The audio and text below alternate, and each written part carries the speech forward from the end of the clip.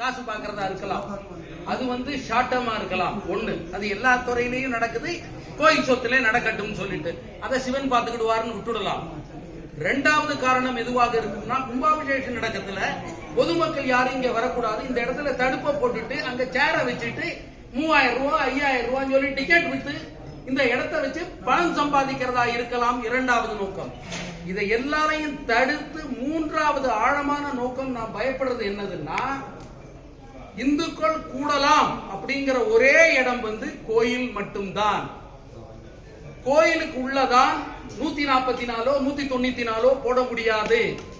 கடவுளை பார்க்க போறேன்னு சொல்லி நம்ம வரலாம் எப்ப வேணாலும். இந்த கோவிலுக்குள்ள தமிழ்நாட்டில் எல்லா கோவிலுக்குள்ளயுமே உள்ள போறதை தடுப்பு போட்டு நிறுத்தி அதை சென்ட்ரல் ஜெயில் மாதிரி பண்ணிட்டாங்கன்னா நம்ம உள்ள வர இந்த மாதிரி பேச முடியாது.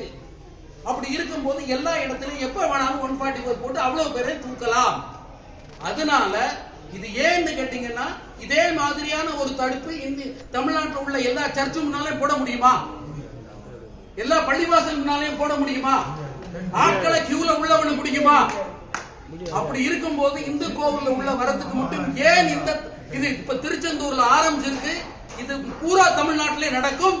நம்ம உள்ள ஏன்னா நமக்கு ஒரு இது அவங்க வேலையை அவங்க பார்த்துக்கிட்டு நான் உட்பட முட்டாள்தனமா இருந்துட்டோம். 67 வருஷமா முட்டாளா இருந்திருக்கோம், படு முட்டாளா.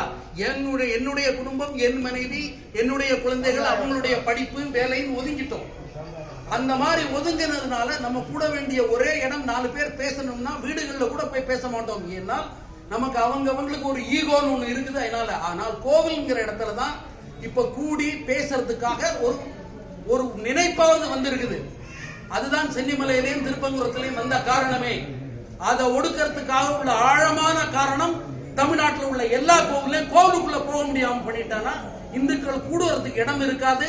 பொது இடத்துல கூடும்போது இப்ப நிறுத்தினாங்களே, இந்த மாதிரி நிறுத்தலாம். தயவு செய்து இந்த கோயில்ல எல்லா கோவிலுமே தடுப்பு எடுக்கணும் சொல்லி அதுதான் போராட்டம். அந்த போராட்டம் தான் நீங்க நடத்தணும். அதுதான் என்னுடைய தாழ்மையான வேண்டுகோள். பாக்கி உங்களுடைய இஷ்டம்.